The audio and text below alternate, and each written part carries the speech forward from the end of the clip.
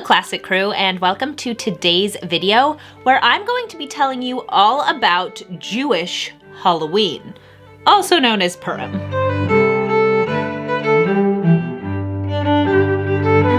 If you are new to my channel, here we talk about classic living and traditional values, and I am a religious Jew, so I like to share about my faith, about my culture, and that is what we'll be doing today. So if you would like to follow me, go ahead and subscribe and hit that notification bell, and if you'd like to get some exclusive content not available anywhere else, as well as be a part of our beautiful community, you should head over to classicallyappy.substack.com, where you will get access to my book club, my podcast, and weekly discussion threads. But in today's video, we're going to be talking about the holiday of Purim, which is just around the corner.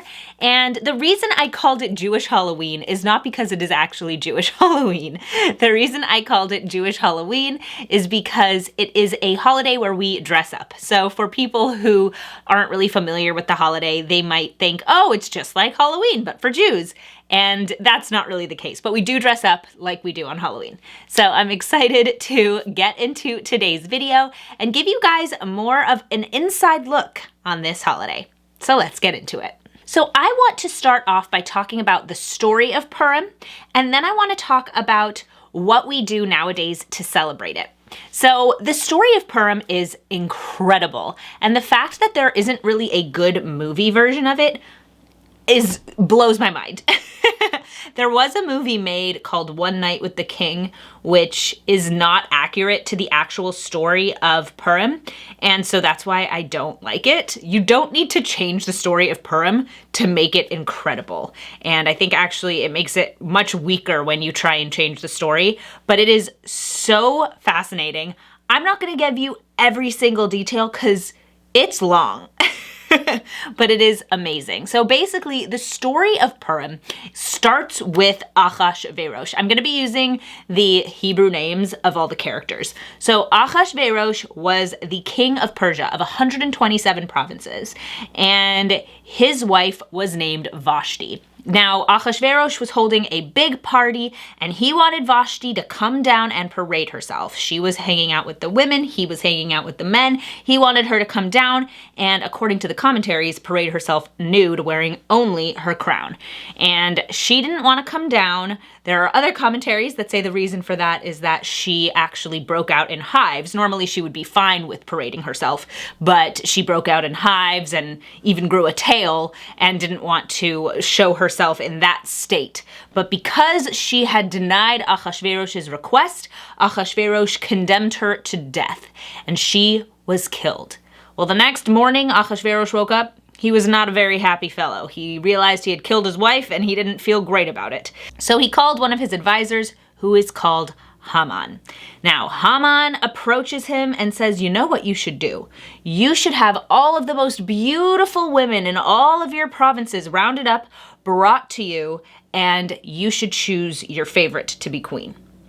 Okay, so this is all happening, and as it's happening, there is a fellow named Mordecai who will not bow to Haman when he passes. Now, Haman's whole thing was that every time he walked through town, the cities, everyone would need to bow to him. And Mordecai was a religious Jew, so he would not bow to an idol, to a man. He would only bow to God. And Haman did not like that. He did not like that at all. So he came to Achashverosh and he said, I would like to kill all of the Jews. And Achashverosh said, okay, well, I will give you my signet ring. You can send out a letter with my seal saying that on this day, everyone can kill all the Jews in their area. So what did they do? They drew lots in order to choose a day for all of the Jews to die. Now that is why this holiday is called Purim, because Purim means lots, and that is what determined the day on which we would die. Now, Mordecai's niece is named Esther, and Esther was beautiful, and she was one of the women who was rounded up and brought to the palace in order for Achashverosh to see if he wanted to choose her for a wife. Now, Esther did not want to marry Achashverosh. She did not want to be married to a king who was not Jewish and who hated her people. So she did not put in any effort to beautify herself. All of the other women were taking all this time and effort to make themselves beautiful. Esther did not want to do that. And even without any of the beautiful accoutrements that all the other women had, Ahasuerus chose her. So now Esther is queen, and Mordecai is going to sit at the entrance of the palace every day just to make sure she's doing okay. And while he's sitting there one day, he hears two of the guardsmen talking about and conspiring to kill Ahasuerus. So he gives this information to other guards. They bring it to Ahasuerus. It saves the king's life. And he says, I'm going to give Mordecai a reward one day for saving my life. Keep that in mind for later. The Jews find out that Haman wants to kill everyone. The notices go out, and they come to Esther and they say, Esther, we need you. You're in a position to save us. And Esther knows that this is a very dangerous situation. And through the story, she saves the Jews through her heroism. Haman ends up dying, and Mordecai ends up rewarded for having saved the king's life. Now, I just kind of sped through the ending there. It's fantastic. It's an amazing story. And it is one of my favorite stories in the Torah because Esther is such a strong female role model for all of us as women. But also Mordecai is an incredible character. And we see the story of a villain, Haman, who literally only wants to kill an entire nation of Jews because they won't bow down to him. So this story is so inspirational. I highly recommend it. If you haven't read it, go out and read it. It is amazing. If you can read the original text, it is just incredible. And it inspires a lot of things for us to do to celebrate it. So you might be wondering, why do Jews dress up on Purim?